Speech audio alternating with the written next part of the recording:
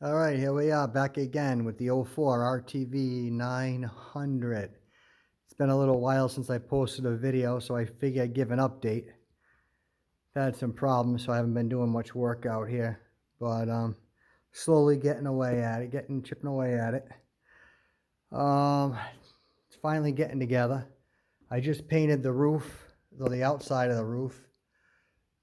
Still waiting for it to dry a little bit. The underside, the cab side of the roof, I painted with I sprayed it with the truck bed coat in black. I don't want to do black on the outside, obviously. I don't know, the sun attract the sun if it would make much of a difference, but I kept it gray. I changed it to gray from orange.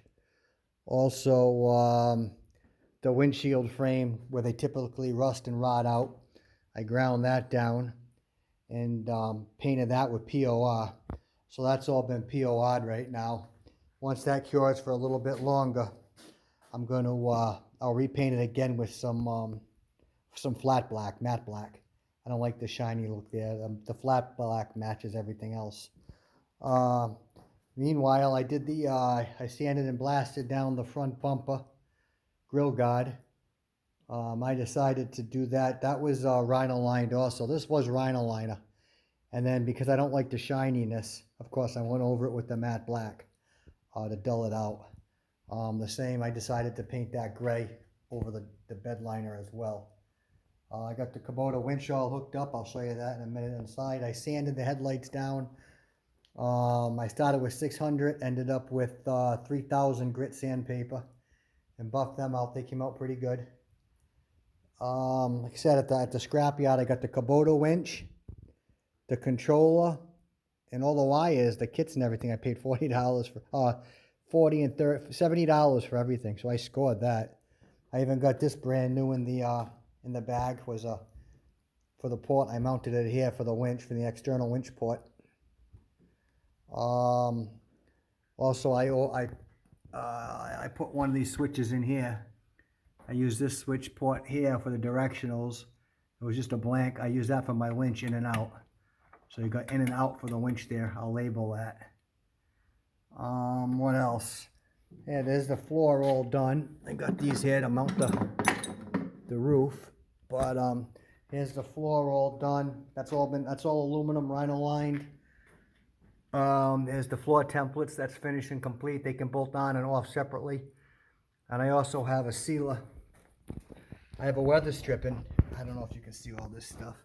There's a weather stripping underneath all the floor things to help seal in the cab, or if I do put heat or air conditioner, but not air conditioner, but just heat.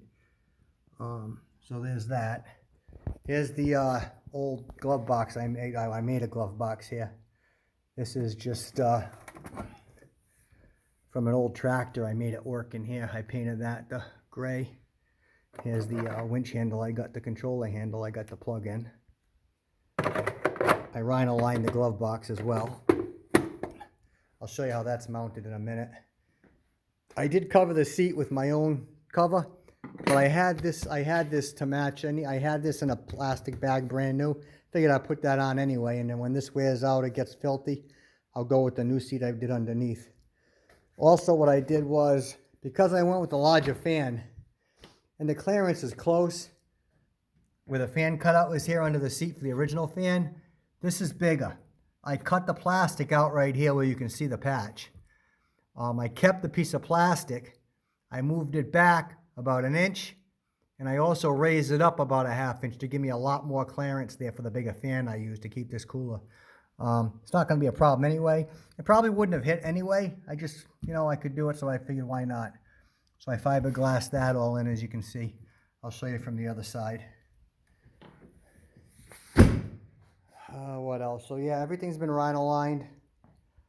I made a ½ inch, I think that's ½ inch steel here, attached to the frame so you could kick your boots off. If you have any mud on your feet and stuff, if you want to have something solid there to kick on, you can. So that's the reason I did that.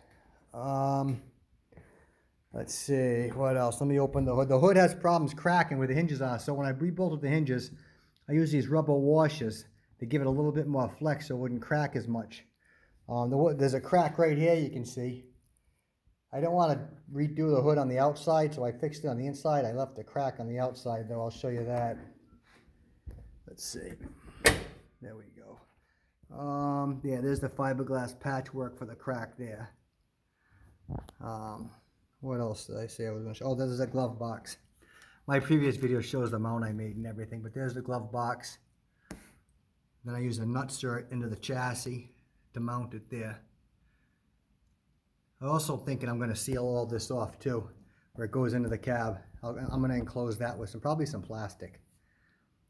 There's the winch. Yeah, it's funny, the scrapyard, I can't believe it. Had an actual Kubota winch, brand new. That was a score. So, let's see, what else? That's all done. I hooked up a new cable for the diff lock.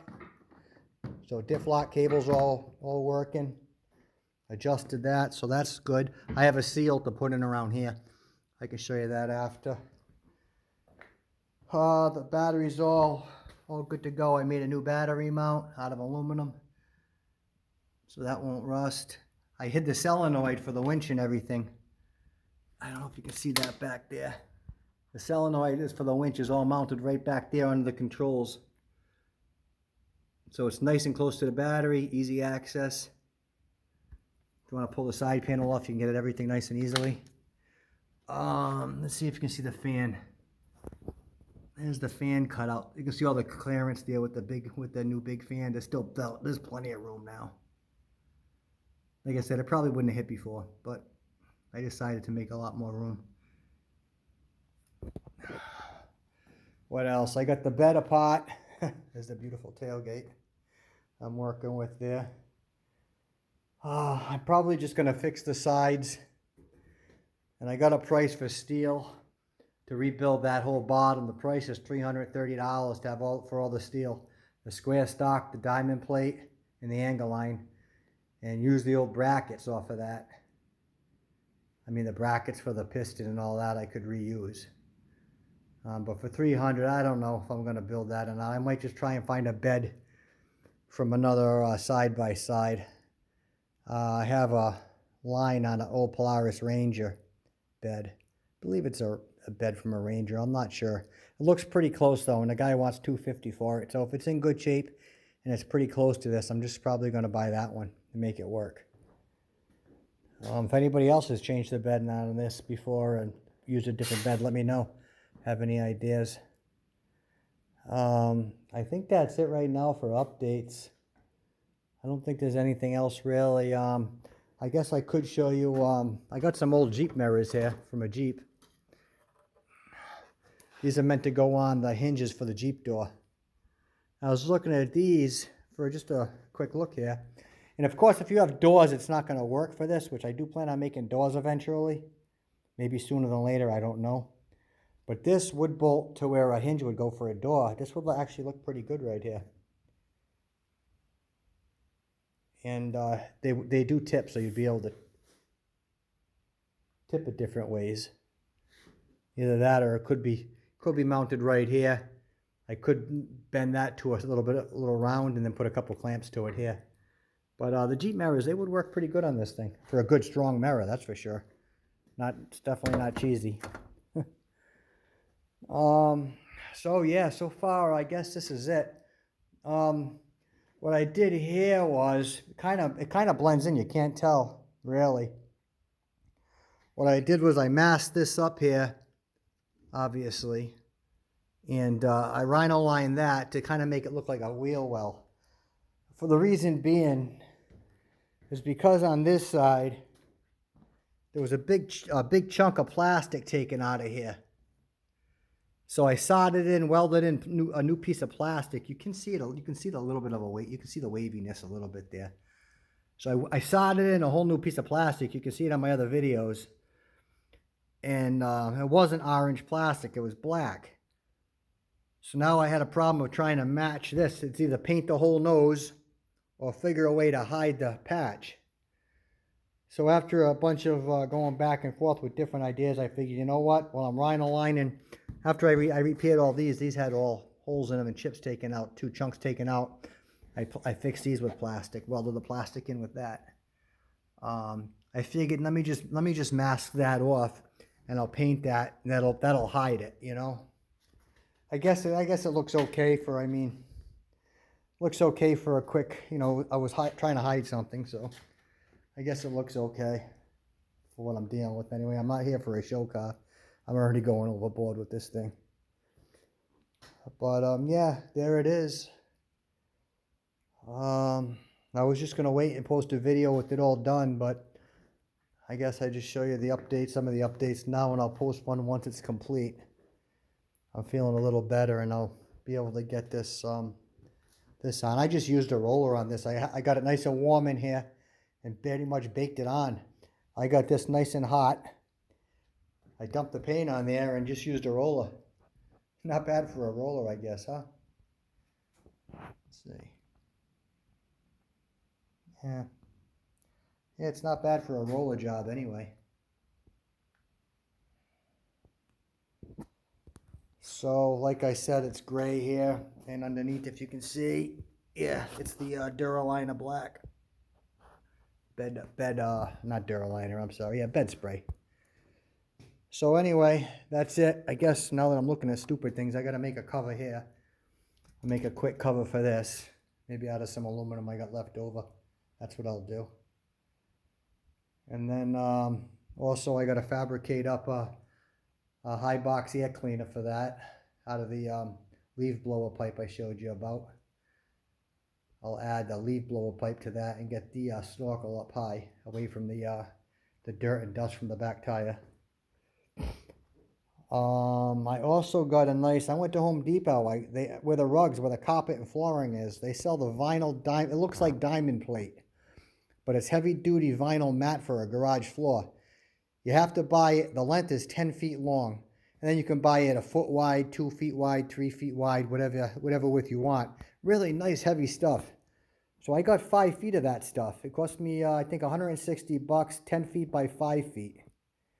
And I'm going to cut out a nice section. It's gray, the same gray as this, the Kubota gray. Same color gray. Well, pretty damn close anyway.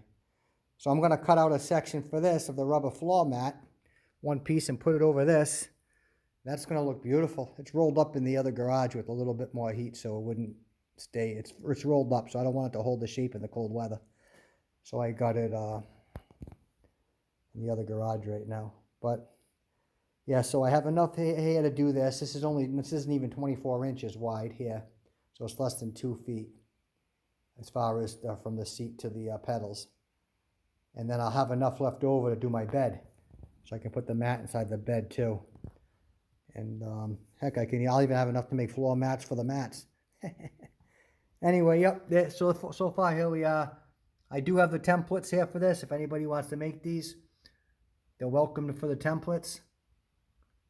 If this was if I was in a different spot right now with the way I feel in welding, there's not really much welding here. It's more bending. I would actually start. I would just start selling these, because I don't think that. Actually, I know for a fact nobody offers these aftermarket, or even Kubota. They don't offer these. I don't think Kubota offers these. Huh? That's interesting. I don't know. I know you can't buy these aftermarket, and I don't know if Kubota. I don't know if these are originally 2-piece or 1-piece to the floor. So I really can't answer that. I don't know. But I know everyone I see that they're all rotted out. So especially out of aluminum, these things will last a lifetime. There is a market for them. But if I can help somebody out, they're welcome to them. Anyway, I guess that's it for now. Nothing else I got to show for as far as updates here. Did the best I could here with what I had to work with, and I think it came out pretty good. The chassis definitely was obviously, if you watched the videos before, how bad this chassis was. It is actually brand new now, that's for sure. I don't know if it's going to show much underneath, but the chassis brandy new. No rot here. Not even rust on this whole machine now. All right. Well, that's it for now, and I'll see you on the next one.